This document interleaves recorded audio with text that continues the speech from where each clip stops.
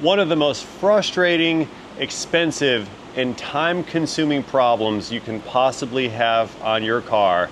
You may not even know about it until it's too late. What I'm talking about is a parasitic battery drain or a parasitic battery draw.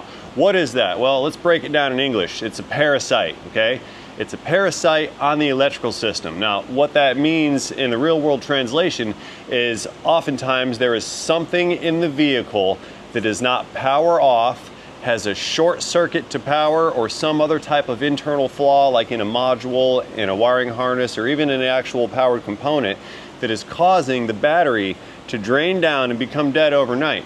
So usually you'll never really know. If you drive your car on a daily basis, every morning you commute with the thing, you drive it back home every night after work, and you take it to the grocery store on the weekend, you may never actually know, because most parasitic drains or parasitic draws will usually take a day or two to actually fully deplete the battery.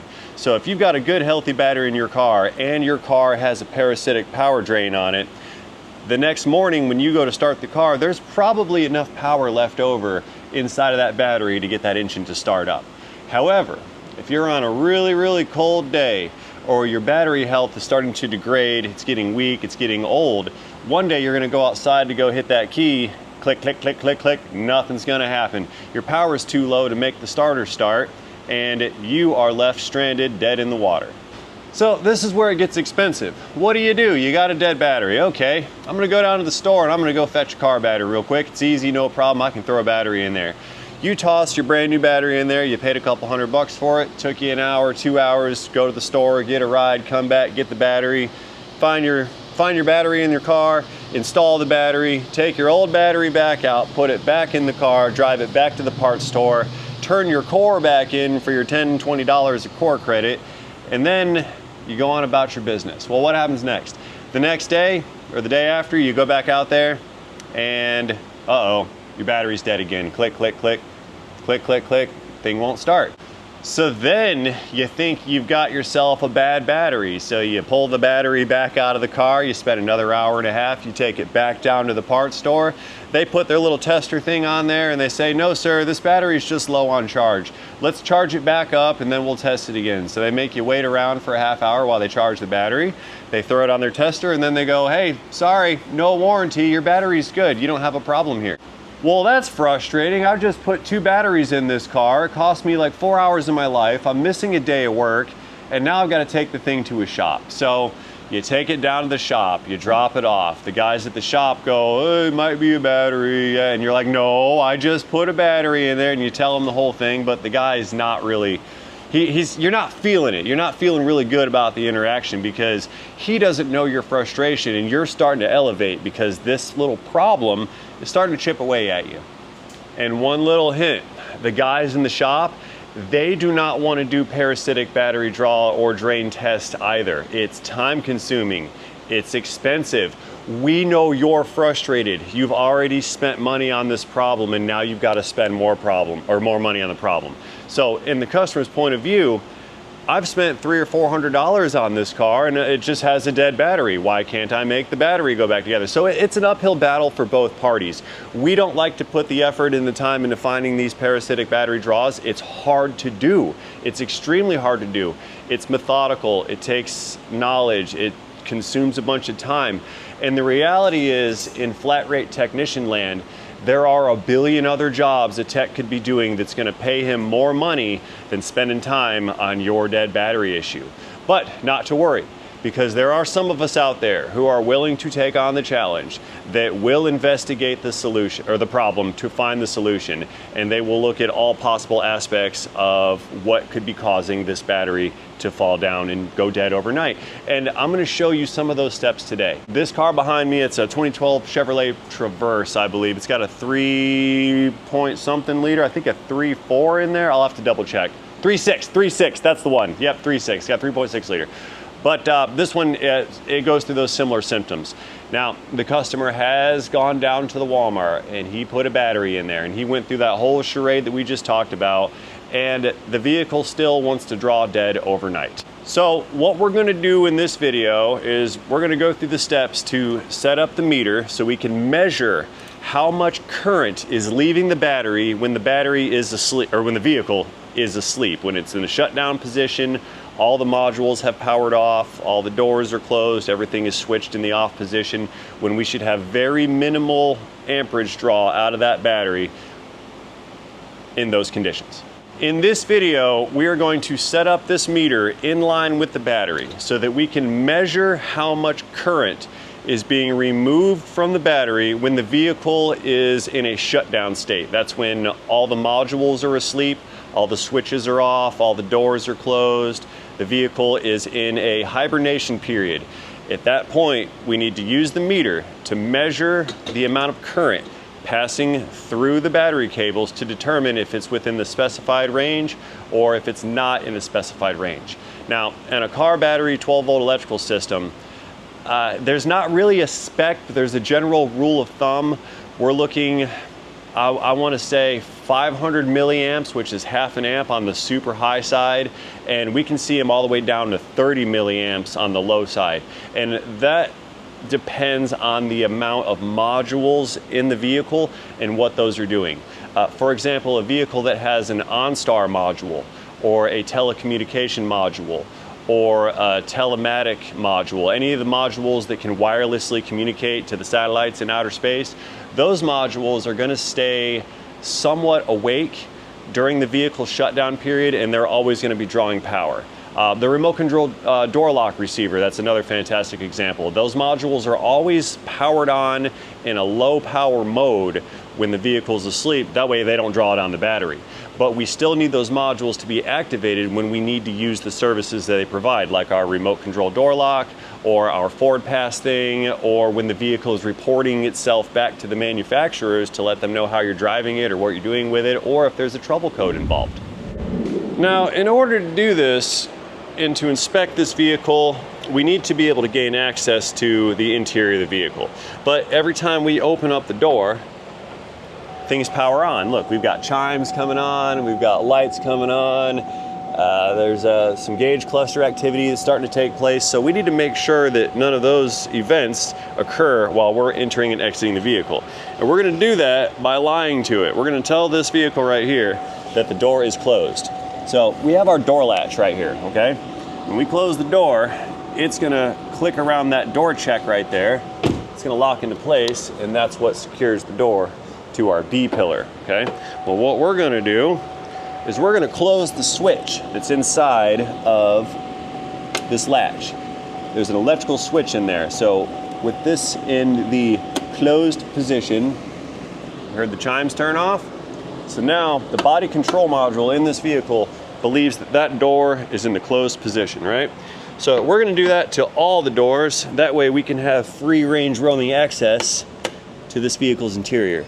Now remember, it's 2 clicks, not 1 click. 1 click is a partial closed event.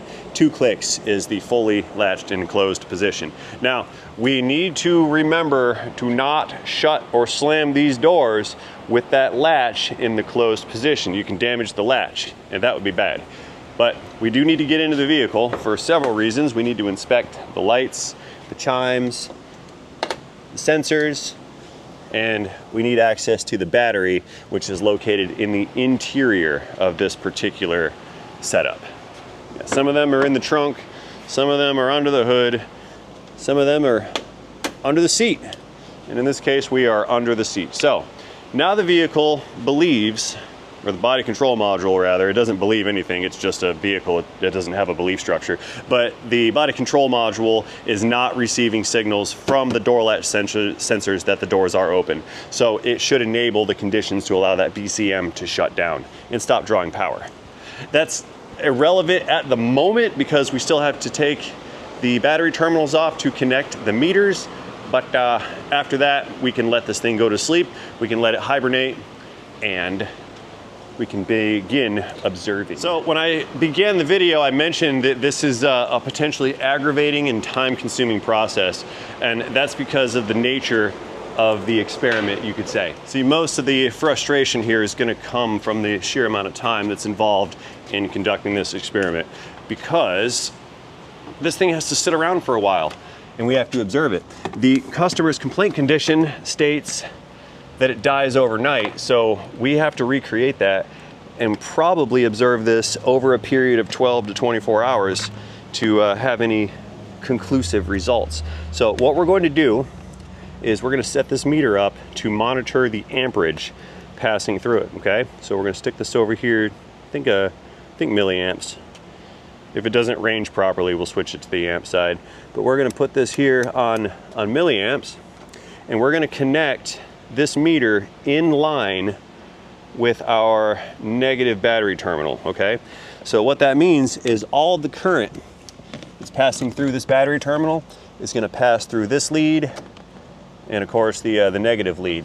Now what that means is we are extremely restricted in the amount of power sources that can be turned on at one time in this vehicle. These meters can only handle about 10 amps before the internal fuse will blow up. So once we have this meter connected in line, the only path for current to travel will be through these little leads and through this little meter. So if we were to screw up and maybe hit the key and try to start the engine, instantaneous fuse blowing up, because the starter motor and all the modules and the keys and the wires and everything else, it's going to start pulling all of that current, all that amperage out of the battery, and it's going to bottleneck it through the meter, and the meter is going to give. Does that make sense? Good. I realize it's a wee bit dark in here, but we're just gonna have to live with it. We won't be in here long, I assure you that. So what I will be doing is we're disconnecting our negative battery terminal post right here, okay? Let me just wiggle that guy out. So now we are isolated from the battery. Battery's disconnected. We're gonna take another battery terminal. This one's threaded. It's a marine terminal. I really like these. We're gonna stick this one onto the battery. We don't need to wrench it down. We just got to make sure it makes connection, okay? Then we're going to take this wire harness little lead right here, and we're going to connect one end of it to the post down there on the battery. All right. The other end, we're going to go ahead and connect this one, to the negative lead on the multimeter. Okay. So we'll hook that up right there. Now what should happen is when we connect the positive lead of the meter to the chassis ground on the vehicle should start to be drawing amps through the meter. So let me switch this over. I think I should be on this one. There we go. Yep. It powered up. The rear windshield turned on. If we take a look right here, this vehicle is currently drawing 7.2 amps. That's not unexpected because we did just power the thing up, but when the modules go to sleep, we should definitely see that number start to fall quite rapidly.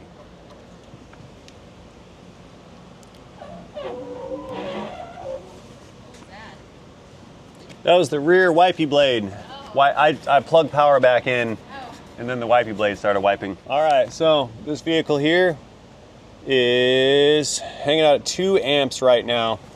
It has not gone to sleep yet. You see the lights are still on, all the domes. So we're gonna leave this thing alone for a couple of minutes, walk away from it, and then we're gonna see how that power level starts to settle down, okay? Now, one thing I noticed is back over here, this little guy was flopping around. I think I saw it over here in the extended position, and then we can see from this witness mark, it's been parking in this position, but it's breaks the glass. But the actual park position is down here at this level. So this motor's been stopping here. I am gonna keep that kind of parked in my head. Why won't you open? I don't have the power. I'm gonna keep that parked in my head for later, because if that wiper motor is always trying to move to the park position, it's going to be drawing down power, okay? So we wanna keep that in mind. What we're gonna do is wait for these lights to turn off. Why are these lights not turning off? They really should be. Let's see what the dash says about this. Any lights on? Let's take the key out. We will draw some power with the key installed. Let me show you.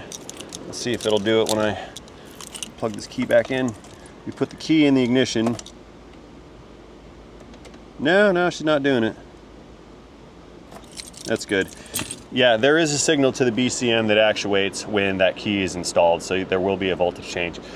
Regardless, this thing thinks we're still in it. Let's lock the doors. See that?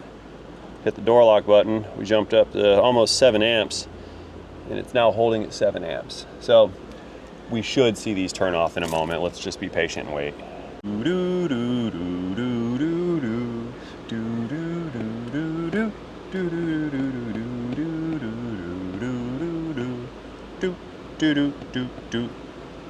Mosquito.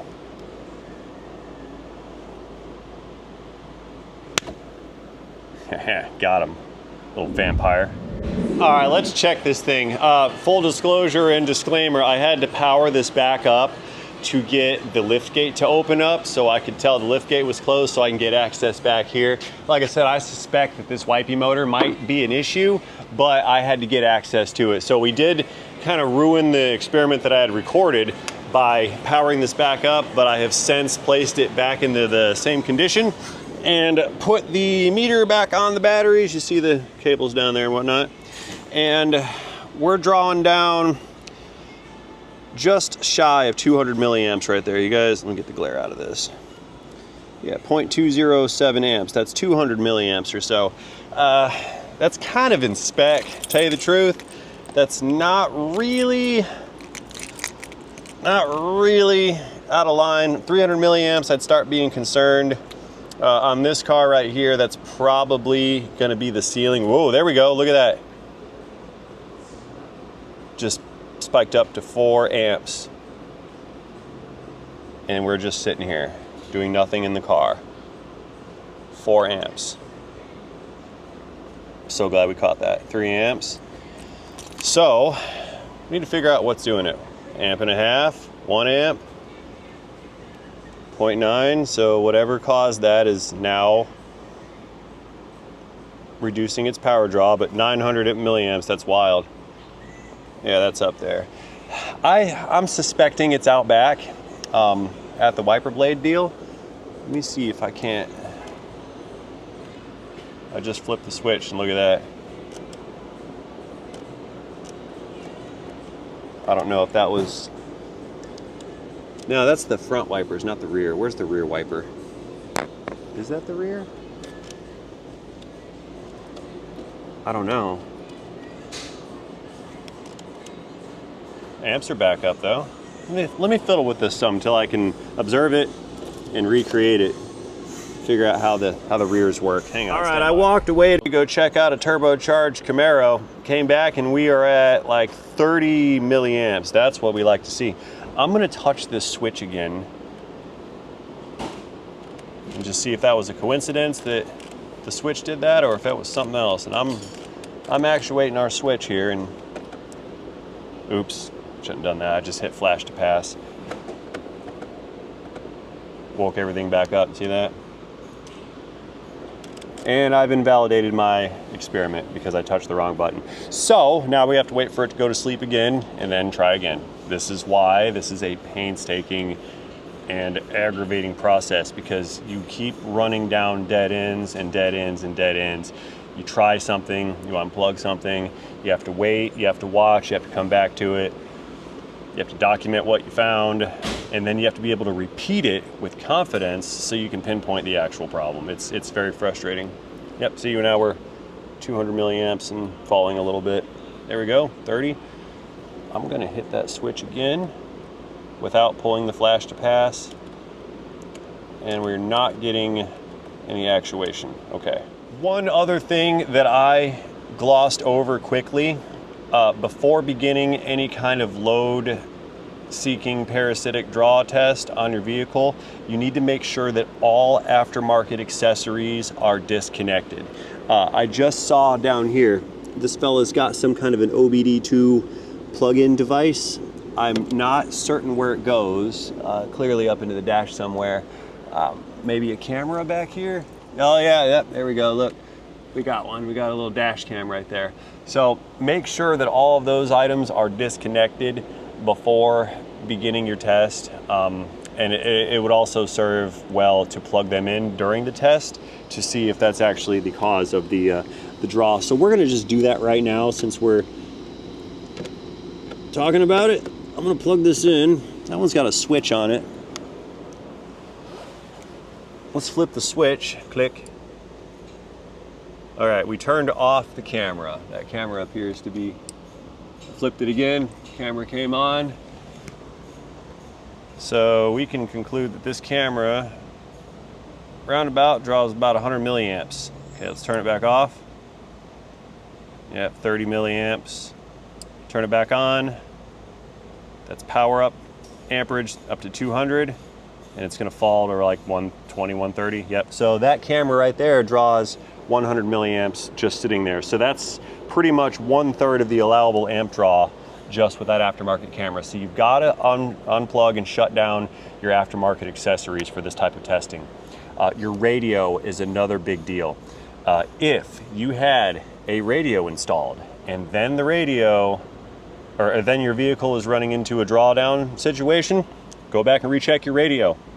On some of the GM Chevrolet trucks, like the GMT 800 series, that had an amplifier as part of the audio system, like the Bose trucks especially had that. If you change out your factory head unit and you do not disable the amplifier, then the amplifier will not shut off, and that will draw down your battery in 5, 6, 7, 10 hours or so. Reason being is the radio sends a ground signal to the amplifier to shut down the amplifier. The amplifier will stay on anytime that radio is powered on, and it has to be told that I'm turned off so the amplifier can turn off. Super common on the GMT 800s. You know, I'm getting really bothered by my inability to operate that rear window wiper blade back there, because there is no control button anywhere on this vehicle for the rear winders. Like, I'm not seeing it here. It should be right here on this multifunction switch, but it's not. I'm wondering, let's just take this apart real quick. That stuff over there, little dangly bits. Something to note for documentation purposes, that the little shutter in here is broken. There's like a little active shutter thing, so when you tilt this down, you don't see a hole into your column. That thing is broken. Pretty common on these things. Let's pop that guy out. There we go. And there's probably some fasteners at the bottom. I gotta take a couple of them out. Yeah, feels like a Phillips down there. Let's get some tools out. I wonder if someone has installed a replacement wiper switch, or multifunction switch rather, and they got the wrong one. They may have gotten a switch for a model that does not have a rear wiper, because I don't have a switch for a rear wiper.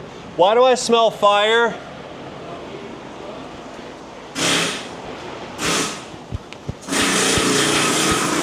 What you doing?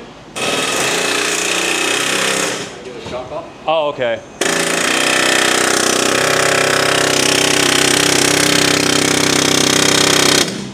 Oh, you're screwed. Pardon my French. Get a puller. Stick a 2-jaw on there, because we're gonna have to tear the rubber out of it. Yep. I can smell it from here. Yeah, you have to tear the stock off the rubber and then go to work on that inner sleeve. I'd say stick a puller on it. Little 2-jaw. Yeah. Yep. Put the nut on there so the puller doesn't slip off and tear the threads out, so we don't have to buy a spindle. That's gonna work you, sir. Yeah. Good luck.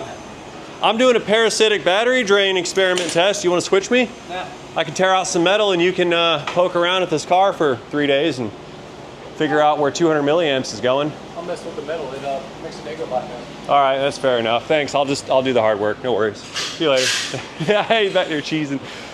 Screwdriver. Yeah, we have to take off the lower shroud thingy-majigger bobber down there. Yeah, there's no switch. Like, there's no switch for that rear wiper. I don't like that. I'm thinking that I can't get the right tools either, because that's a 7mm. There should just be like 3 screws in this guy.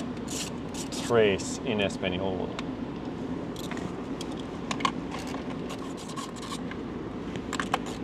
maybe 4.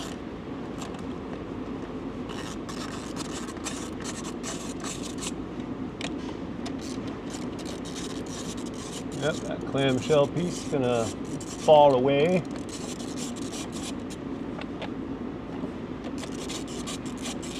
Come on.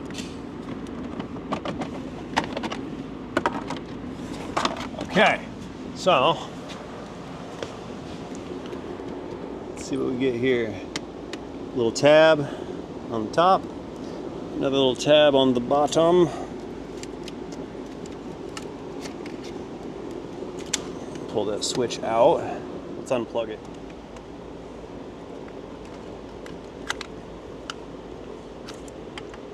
Okay, 2 plugs. 2 wires on that plug. This one has 1, 2, 3, 4, hang on, 2, 4, 7 wires. All the pins are present. Yeah, so I can't. This has more pins. This is fully pinned. This is partially pinned. That one's partially pinned with 2 wires. And we just have, oh no, there's 4 pins there. Okay. Yeah, there's no provision here for a rear wiper. Let's get a switch.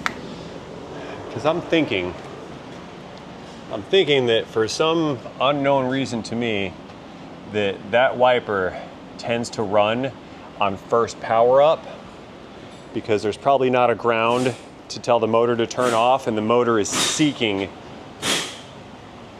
which is why it's moving. Hello, you're evicted. And I think it's the motor. I think my instinctual catch on that noise when we first powered this battery on is what did it.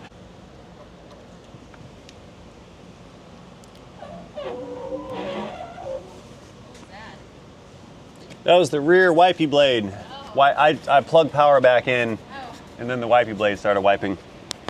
Let's take that away. So now the vehicle's back to being powered down. We were at like 30 milliamps when I got out of the car a minute ago, so the draw wasn't there. Let's go ahead and let this thing sit here for a while so everything can just super duper power down. And then what I'm going to do is come back, plug it back in, and see if that wiper runs. In the meantime, I'm going to go look up a wiper switch, because this from made in China does not go to the car. This is aftermarket. It says it right there, China. Trying to get into the zone here, and I'm looking at all these switches that are available, and what we are seeing is that the pictures on the switches do not reflect a rear wiper switch being available on this particular model. I Google searched it, and I did find some videos where Chevy Traverses did have the wiper switch right here, but that's clearly a different model than what we have, because they're not showing up. And I got a Dorman, we've got a standard motor products right there. None of them seem to have it, and there's no notes whether these are compatible with a rear wiper configuration or not. So having the wrong switch installed is probably not the issue here. So we're gonna pull up the wiring diagram. We look down, we got rear window washer fluid pump. Okay, that's the fluid pump. Where's the rear window wiper motor? We need to find the rear motor. Let's see, oh, here we go, yep. Rear window wiper motor, center of lift gate. There's a motor. There appears to be a logic board in there. This could be where our fault is right there, because we follow this red wire up. Oh, now it's over here. That red wire runs up to the instrument panel fuse box on the right side of the dash. There's a rear window washer pump relay within that fuse box. So we could have a sticking relay powering up that logic board down there. And that relay is powered, fortunately for me, by a 20 amp fuse. So we can pull that fuse and effectively just disable the entire rear wiper system to narrow this down. If we look right here on the graph, we've got instrument panel multifunction switch. That is our turn signal switch right here. This is the IP multi-function switch, okay? it performs multiple functions, so that's what they call it. It's not just a turn signal switch, it's not just a high beam switch, it's a wiper switch. So this diagram here, it's just showing the wiper circuits. So we got wiper switch and washer switch. So one circuit for the spray, and then this circuit is turning on the relay, right, to power everything. And then it's got a logic board to control the speed. I think that's what I'm looking for. Yeah. So that switch we're running down. How do I control speed here? Wiper switch signal. Let's see that gray one right here. Yeah, that's our signal wire. No, washer switch, wiper switch. Yeah, that's the wiper circuit. Okay, so this switch right here, that gray wire, that X240, circuit 43, when we change the position of this, we're changing a resistance value in this circuit, and then our logic board down here on the rear wiper motor is what controls the speed to the actual motor, okay? So the problem's not in the switch. It's either going to be here with the sticking relay, which, no, it's not there. It can't be there. We have fused power coming in. It goes to this little splice right here, and then it runs down in this red wire, and this is powered all the time to that logic board. So this logic board in the wiper motor in the rear always has power, and it always has ground, and then it's actuated and turned on via the switch right here on the dash. So this is an okay component. It appeared to be functioning properly, even though it's Chinesium. We don't need to replace that. What I am going to do is pull out that 20 amp fuse up there, and just to continue to monitor this vehicle. Now it should be ready to do the wiper actuation thing when we power it up. Okay. So let's go power the thing up after we unplug the fuse, or no, maybe before. Let's power it up first and see if the wiper motor actuates, and then where'd that little connector go? We're powered up, 4 amps. Yeah, it's not doing it, but that thing's also parked. I have not seen it in the park position. Maybe, I have an idea. Let's plug the switch back in, run the wiper, shut it down with the wiper in the not parked position, then we'll disconnect power and then see if it does the wipey swing thing when we power back up. No need to leave the entire vehicle torn apart all day.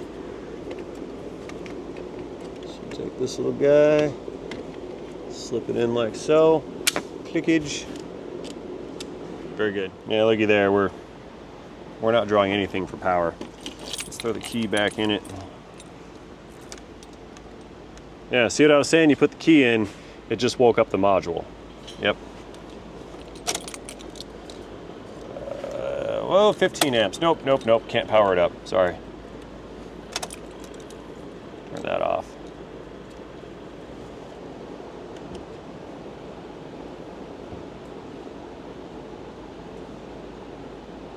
Still too much power. Headlights off. Yeah, too much power. Too many amps. I can't make it calm down either.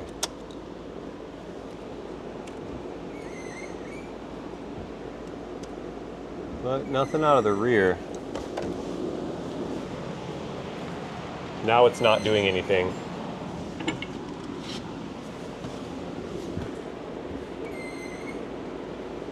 I'll tell you what, we need to get rid of this meter, shut the car off. I need full power so I can at least try to run some systems here. Plug that back in.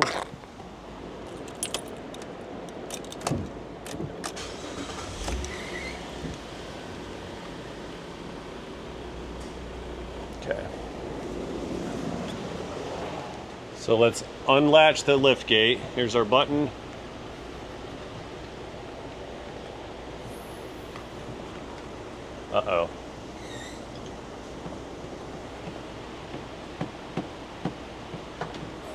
Maybe this button.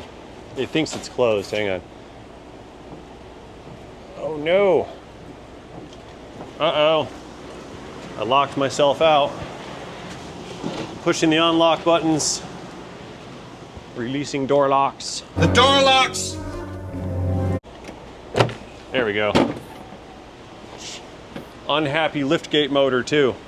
That actuator's angry. Okay. So I'm gonna go back into the cabin and I'm gonna try to run the wipers. You can probably see them through the window. We're gonna try to run the fronts and see if the rears turn on. I'll do the spray too.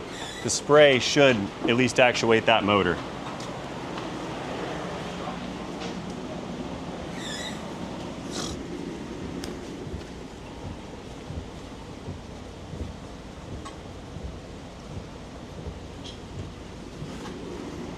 We have no spray. We've got nothing back here. So randomly, this motor likes to wipe and sweep and then park in the wrong spot. The spray won't work from the switch. So it stands to reason to me that something's going on with the module, the control board for that rear motor. Let's get the scan tool out and see if we can view some data to confirm that when we actuate the front window switch, that it's attempting to power up the rear window as well. So one function at a time, we're gonna go through this and just make sure that the module is getting the correct signals from the switch. So we're gonna push the wiper. This is for the wash. Washer switch goes active when I push it. Command is on, wiper switch on. It's an intermittent mode. And there's a delay speed. We're gonna turn it up. As I turn the knob up, the delay speed value is rising, so that's all working. Now we're in low speed. Now we're in high speed with no delay.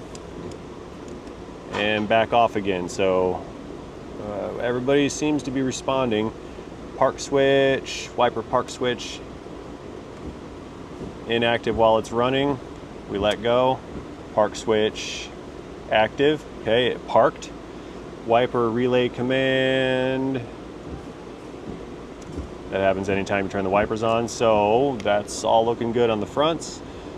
And that's the end of our list. So there's nothing here for the rear. All right, lift gate coming back open again. I want to dig this panel off right here and get some access to that wiper inside. I want to put a meter on it, actuate the fronts, see if we have voltage coming back to the wiper assembly, and then determine if that's our issue here. I'm pretty sure that that's it. I don't really want to just disconnect it. I want to confirm, because what can happen here is we could pull that fuse and watch that voltmeter up there and see no battery draw and then think that we got it under control and that we found the problem. And we give the guy the car back and then they go home and then 2 days later the battery's dead again. I want to avoid that. We got to confirm, which means we have to be able to observe it, we have to be able to repeat it, and then we have to be able to predict it again. If we can observe it, repeat it, and predict it, then that is a confirmation that we got it. I need to remove this lift gate strut little deal here. This has been apart before. Just go down there. Stay. Okay, cool. Yeah, someone's had this off. This has been off before. All right. That's interesting to me. Yeah, see the little clips? They've been torn off. Look at that. And then whoever did this one, they bent the tab over and ruined that. This is wonderful. That one's broken off. This one's bent over. That happens because you don't get this tab lined up and then you just start beating on it and you just hammer the tab. It's not great. So I looked at my diagram and it says my signal wire is supposed to be a gray wire. Coming into this panel, I have found 2 gray wires on a different connector. And both of those gray wires are not carrying any voltage right now, even though I've got the front wipers turned on. And according to the diagram, it should be turning that on. So what I'm going to do is pull the rest of this panel back off. I know I said I didn't want to, but I need to get this panel out of the way so I can see which wires are which wires. I'll just test them right at the motor. That way there's no doubt that I'm looking at the right circuit, because this there's a big green plug back here, and this plug is carrying with it what, 1, 2, 4, 6, 8, 10, 12, 14, 16 circuits, plus 3, 6 more on that connector there, along with 4 more on this connector there. That's 23, 24 something circuits. I just want to be able to look at the right one. So I'm going to pull the rest of this panel off. It's almost there. Yeah, we've got a few circuits for the lights, a few circuits for the button, a few for that button, the tail lights, this switch right here. Everything's got a circuit back here. There's, like I said, 23 something wires. So I don't know which one it is, gravity, but we're gonna take the rest of this panel down and find out. This ought to be fun to put back up in the hole. Don't drop the panel and tear the wires out of the car. Another one. Okay, here, this can go in here. Set that down, and then we may behold the circuitry. So there's our motor, there's our gray wire. That runs here, runs here, runs here. So it's gotta be, assuming one of these in there. We're gonna test it right at the motor. So here's our connector. Start finding voltage here. The red with the white tracer, that's our power source, right? 14 volts. We're good there. This gray one, that is from the wiper switch, which should be powered. Let me just make sure we got a good connection there. Looks like it. No volts, but the front wipers are wiping. Why do I not have power on that? We should have power on that. What am I missing here? I'm missing something. Turn that off.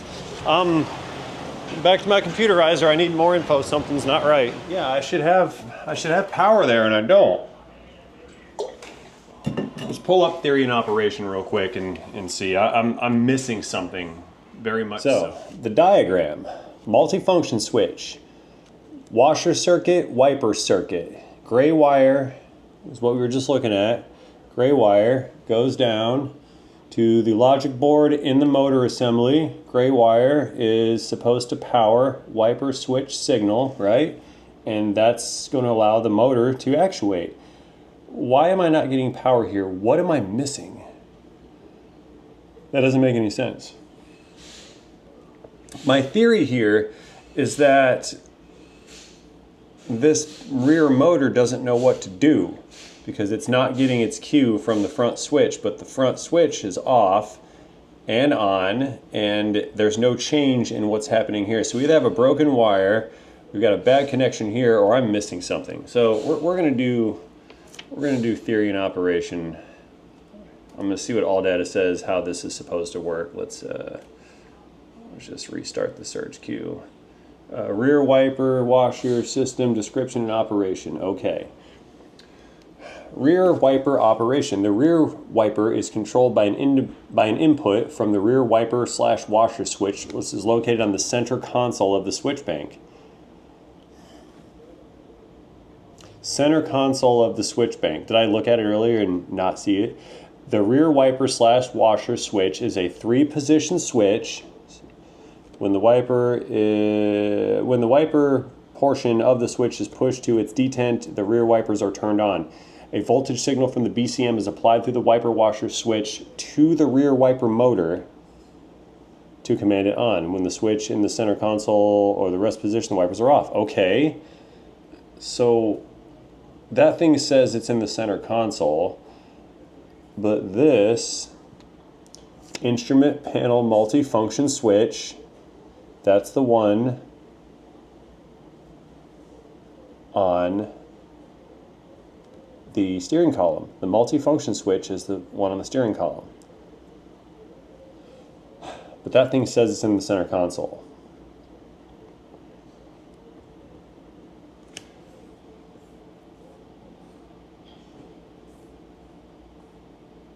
What? That is going, okay.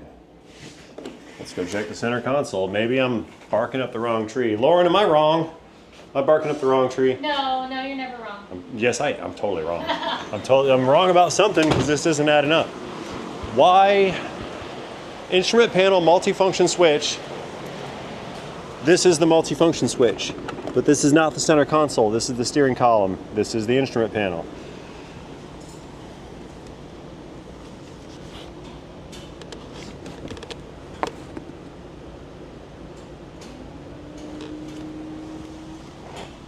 I hear a spray motor.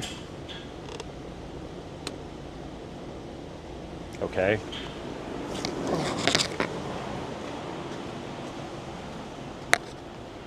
We had some spray, so the green circuit works. The green circuit is the one to actuate the pump motor, right? That other switch is flipped on. Let's check our gray wire. There's our voltage. All right, so I'm barking up the wrong switch. Well, I feel kind of silly. That's the center wiper switch. One position, off 2 position, down, spray 3 position. Okay, so let's turn it in the off position, which it's been there. So if that's in the off position, why was that rear motor actuating?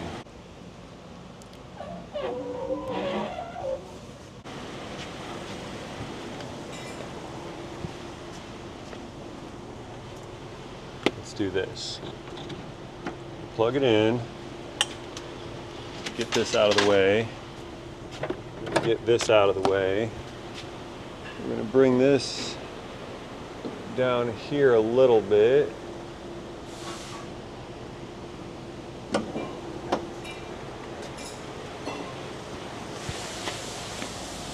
Yeah.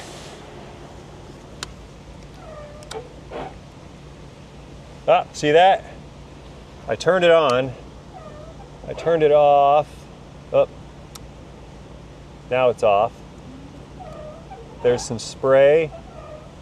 It doesn't want to park. When I turn it off, and now it's working again.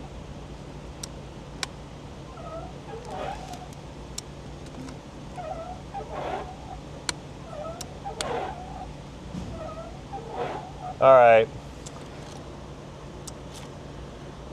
It doesn't want to park. It's been in the off position. Like we've seen it earlier and like we saw it when we first started, and also based on those witness marks that I've washed away with the spray, it's been parking in this position. We just saw it do that.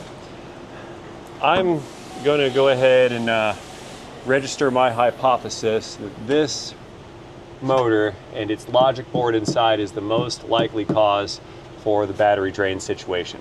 So we're going to take this guy completely out of the equation.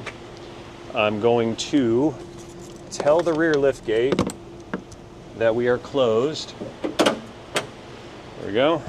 We're going to connect this meter back up to the battery in line, and we're going to reconduct our parasitic draw test with this thing out of the equation. Yes, I could have just pulled the fuse and gone about that, but then I would have known that I was reading the wrong thing or had the not best information, I suppose. I don't feel bad because it's not a time, it's not wasted time. Give me back my wire. Give it to me. Thank you. Okay, let's go back up front. We're going to shut her down again, power it off, and we're going to reconduct this experiment. Key out. Very good.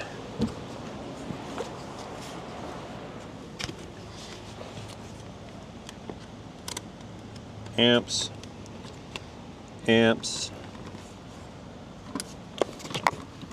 Disconnect that cable again. Stick you over here. Put that guy down there. Connect you to the post. Get on there. This one goes right there. Red one and then right here to ground.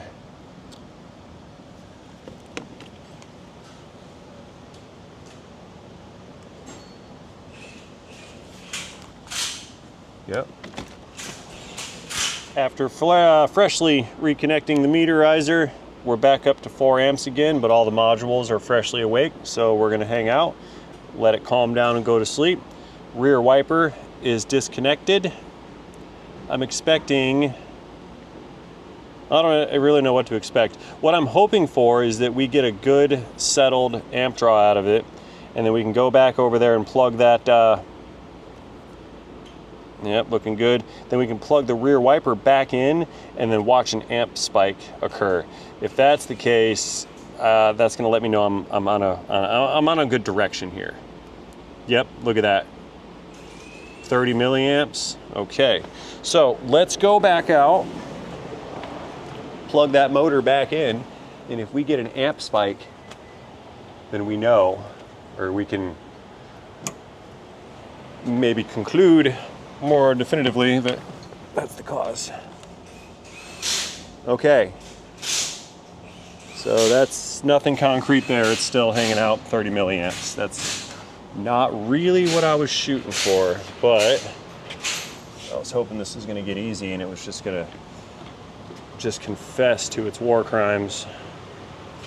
Let's pull these out a little bit, not disconnected. Put the leads on the tire. There we go. Stay. So my question is why is it not parking? See, that's what I'm getting hung up on, is this thing trying to go into its park position.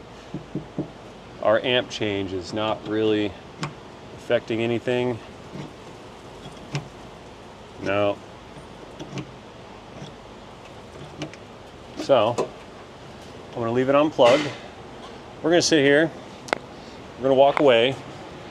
We're gonna come back and revisit this periodically and take a look to see if we're getting any kind of spikes in on our amperage. I don't think we're gonna get it.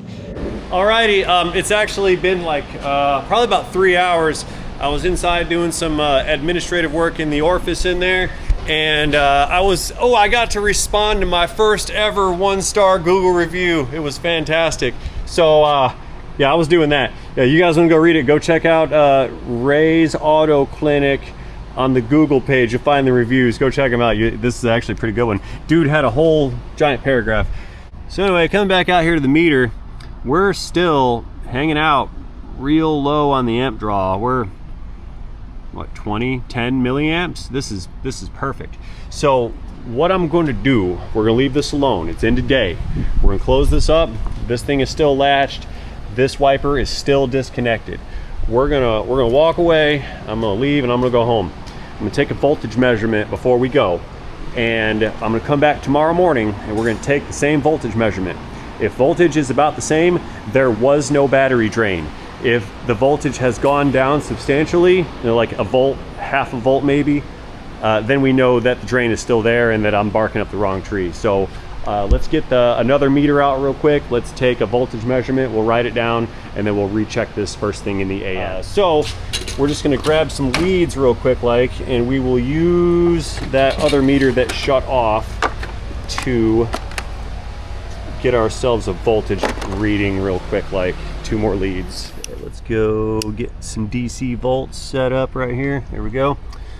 We got one. How am I gonna do this here? Put that one right there, right? Take this little guy. 12.76 voltages, right? 1276. This is a full charge battery. We're full. So I'm gonna walk away. We're gonna leave this thing alone. Yes, that's still connected even though that's turned off, just saving some power. We're walking away, we'll come back. We're looking for 12 something-ish volts tomorrow. We got a full battery. I expect it to remain full. If it is full tomorrow, I'm confident that that wiper motor is the problem. If it's not full tomorrow, that's where it gets expensive. And that's where the technicians don't want to work on it, because you spend all this time and all this effort and it's a dead end. And you can't begin testing other things because it could invalidate your test on what you did over there on the other component. So it's like one day at a time, one suspected component at a time. So time to pull the doors. We're going home. Good day. See you guys bright and early.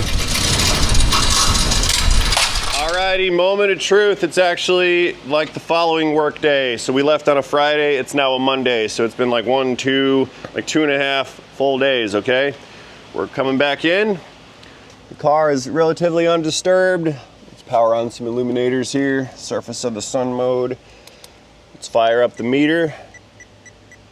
Why are we beeping? What are we doing? Beepity beep beep beep. What are we beeping at? Hang on, what am I doing here? I'm doing something wrong. Leads. Why are my leads beeping at me? Wait. Oh. Oh yeah, that's right, because it's early and I'm running the wrong meter here. Hang on, this is the amp meter. I need to run the voltmeter. There we go. Let's try this again, Ray, now that you've figured out what you're doing today. So we're gonna run the voltmeter. Remember, we left at 12.71 volts if memory serves. Check out our amp draw. Yeah, we're low. Good. Okay, so I expect to see 12 and some change volts here, and the survey 40 volts. Now, how about, let's go off millivolts. There we go. How about 12.52? Look at that, 12.52 voltages. So we lost 0.2 volts over 3 days. We got a winner. Winner, chicken dinner. That's that. This is a diag.